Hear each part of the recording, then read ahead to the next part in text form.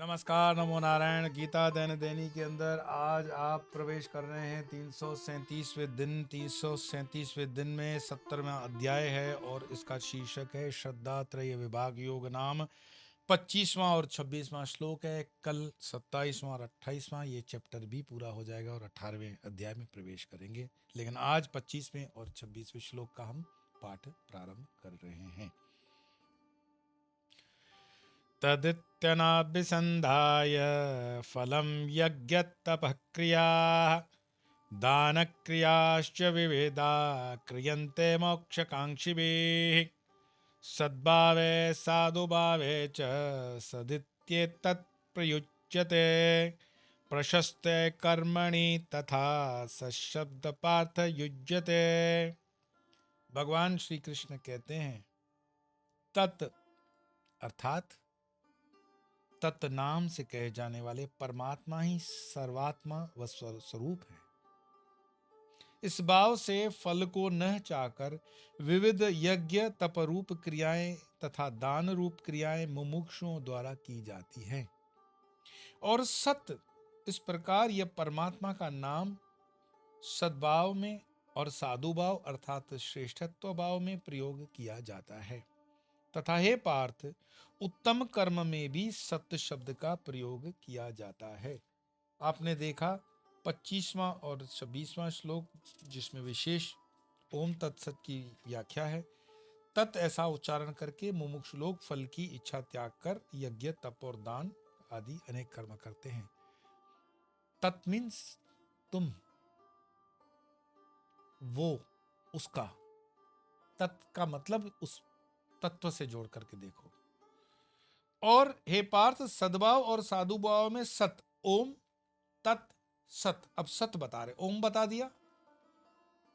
कल हमने ओम का विश्लेषण करके पूरे श्लोक कर दिए थे जिसमें अमीन आमीन और ओम था। आज तत्व बता दिया और सत बता रहा है कि सद्भाव और साधुभाव में सत इस शब्द का प्रयोग होता है तथा श्रेष्ठ कर्म में भी सत्य शब्द का प्रयोग किया जाता है। सद्भाव अर्थात किसी वस्तु का होना और साधुभाव श्रेष्ठ भाव, इन्हें सूचित करने के लिए सत विशेषण का प्रयोग होता है। इसी प्रकार शुभ कर्म को भी सत्कर्म कहा जाता है अर्थात सत का अर्थ है सत्ता और शुभ। जैसे सतगुरु, सतनाम, सत्संग। तो सत एक ऐसा शब्द है। ओम तत् सत, ये अपने आप में उस पूरी सत्ता का, जिसको कहेंगे डिकोडिंग मंत्र है। इसको डिकोड करोगे, एक स्थिति के बाद ये डिकोड होता है। बोलने में जितना आसान, सुनने में जितना सरल, समझने में उतना डिफिकल्ट, क्योंकि हम अनेकों मंत्रों की साधना करते हैं जीवन में। सन्यासी जीवन के अंदर हमारे बहुत 10 महाविद्या हो गई, नव दुर्गाएं हो गई, भैरव हो गए, और भी कई विद्याओं के मंत्र हो गए, श्री विद्याएं हो गई, और एक एक मंत्र का अनुष्ठान, एक एक मंत्र का आचरण, एक एक मंत्र का जो भी प्रोसीजर उसको फॉलो किया। लेकिन फिर भी हमें हमारे गुरुजनों ने कहा है कि अंतिम गति तुम्हारी ओम में करनी है। तुम्हें सारे मंत्र, सभी मंत्र समाहित होकर के ओम में आ जाएंगे। ओम है जीवन हमारा, ओम प्राणाराम है, ओम से ही सारा जगत ओम में है। मेरा इस पर भजन कहीं ना कहीं मैंने इसके पहले भी गाया हुआ है। तो ओम से सब कुछ है, ओम में सब समाहित है। ओम में ओ म, वो ब्रह्मा विष्णु और महेश का स्वरूप है। ओम की जो आकृति है, उस ओम की आकृति को जब तुम देखोगे तो उस पर भी, ओम के ऊपर भी बहुत अच्छे अच्छे स्तोत्र लिखे हुए हैं। ओमकार बिंदु संयुक्तम, अद्भुत ये स्तोत्र है। उसमें ओम के बिंदी जो है, उस बिंदु का मतलब क्या है? मतलब ओम इतना विस्तार है, ओम इतना विराट है, ओम इतना गहन है, ओम इतना गहरा है।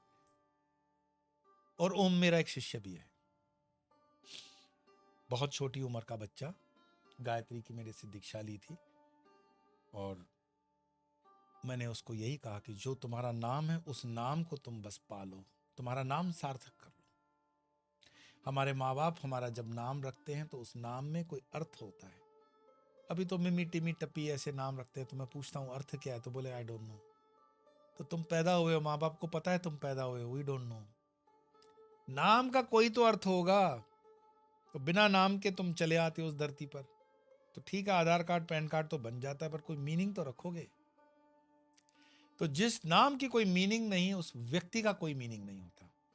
आप दुनिया का कोई बड़ा आदमी बताओ जो मीनिंगलेस हो, आई डोंट थिंक सो। इसीलिए हमारे पूर्वजों ने हर नाम के पीछे राम लगा दिया।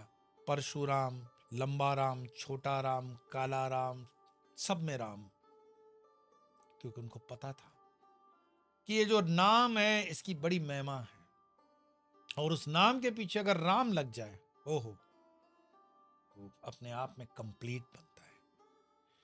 हम मिलते भी थे, कोई बहुत दूर की बात नहीं है, 50 साल 25 साल पहले की बात होगी। गांव में जब मिलते हैं लोग, राम राम भाई, राम राम, कोई नाम नहीं जानता। ट्रेन में जा रहे हो, उन दोनों कम ट्रेनें चलती थी, लोग प्लेटफॉर्म पर उतरते, कुछ पूछना होता, राम राम भाई, ये रोड कैसे जाएगा। हम भूल गए, लेकिन मुस्लिम नहीं भूले। आज भी मुस्लिम एक दूसरे को मिलता है तो पहले से बोलते हैं अस्सलाम वालेकुम, वहां से बोलेगा वालेकुम अस्सलाम। और यहाँ राम राम बोल दो तो ऐसे मुंह टेढ़ा करके देखेगा कि अरे हम तो अंग्रेजों की बिगड़ी हुई नाजायज औलाद हैं, हेलो हाय बोलो। मेरे पास ईमेल आता है, हेलो स्वामी हाय, क्या बात है, अपने बॉयफ्रेंड से बात कर रहे हो, हेलो स्वामी हाय। कोई तमीज नाम की चीज होती है कि नहीं होती है कि हम तुमसे ओम करके बात करें, नमो नारायण करके बात करें, प्रणाम करके बात करें, नमस्कार करके बात करें। भाई मैं तो सनातन का सब बच्चा हूँ, सत्य का बच्चा हूँ, धर्म का बच्चा हूँ। मुझे जो चीज प्रभावित करती है वो आपके संबोधन से मैं प्रभावित होता हूँ। Your first impression is last impression for me. कल किसकी दीक्षा हो रही थी और वो कनाडा की बच्ची थी और किस्मत गुजराती थी। तो समय का तो फेर होता है, लेकिन ये महीनों पहले व्यवस्था कर दी जाती है। आजकल हम दीक्षाएं बहुत नहीं देते हैं, महीने में 2 बार का ही तिथि होता है, पूनम और अष्टमी बस। तो अष्टमी की तिथि कई दिन पहले निश्चित करके, उसको 1 घंटा पहले मेरे पीए ने मैसेज भी भेजा कि तैयार रहो, 40 मिनट हैं दीक्षा में तुम्हारे, और वो ओके भी कर देते हैं। और फिर वो दीक्षा के लिए आते नहीं ऑनलाइन। मैंने 5-10 मिनट जो वेट देखा तो किया, बाद में मैं पूजा में चला गया। उसका जवाब आया कि आई एम सॉरी ना, मेरी नींद नहीं खुली, मैं रात को देर से सोई थी। अरे हमारी जब दीक्षा आ रही थी तो हम 3-3 दिन खुशी के मारे सो नहीं पाए थे। तुम कैसे सो सकते हो, और सो गए तो कैसे मरी हुई जीवन जीते हो कि उठ नहीं पाए। और फिर लगती है I am sorry, keep you waiting Gurudev. क्या फर्क पड़ता है इससे। मैंने वेट किया, irrelevant, I had never counted you, no. But तुमने अपने जीवन के वो अमृतमय क्षण गंवा दिए। नहीं, शायद मुझे लगता है उसकी दीक्षा अब नहीं होगी। जो अपने जीवन के उस ध्वज होने का क्षण महत्वपूर्ण नहीं समझता, उस इंसान को किस चीज का महत्व हो सकता है। तो ओम, गुरुदेव हमेशा कहते थे कि सारे मंत्र कर लो, सारी साधनाएं कर लो, लेकिन स्थिति वो आएगी जब सारे मंत्र ओम में चले जाएंगे और ओम भी तुम्हारा मौन हो जाएगा, तब तुम उस स्थिति में पहुंचो, ऐसा समझना।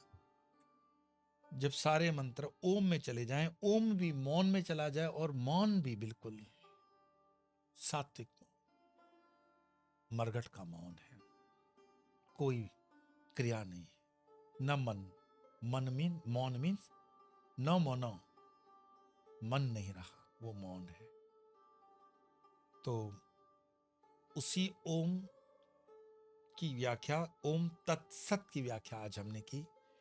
इस 2 श्लोकों को बारंबार जितना सुन सकते हो, समझ सकते हो, चिंतन कर सकते हो, करना। इसी ओम तत्सत के अंदर पूरा सीक्रेट है ब्रह्मांड का। ये कोई मंत्र नहीं है, और ये कोई फिलॉसफी नहीं है, और ये कोई सीक्रेट भी नहीं है। इसका न न्यास है न दिग्बंध है, पर इस पर चिंतन करना। ओम तत्सत। तो बहुत कुछ खुलने लगेगा, खिलने लगेगा, समझने लगोगे आप। आइए श्लोकों का पाठ करते हैं। तदित्यनाभिसन्धाय फलं यज्ञ तपः क्रियाः दानक्रियाश्च विविधा क्रियन्ते मोक्षकाङ्क्षिभिः सद्भावे साधुभावे च सदित्येतत् प्रयुज्यते प्रशस्ते कर्मणि तथा सशब्द पार्थ युज्यते। आज इतना ही।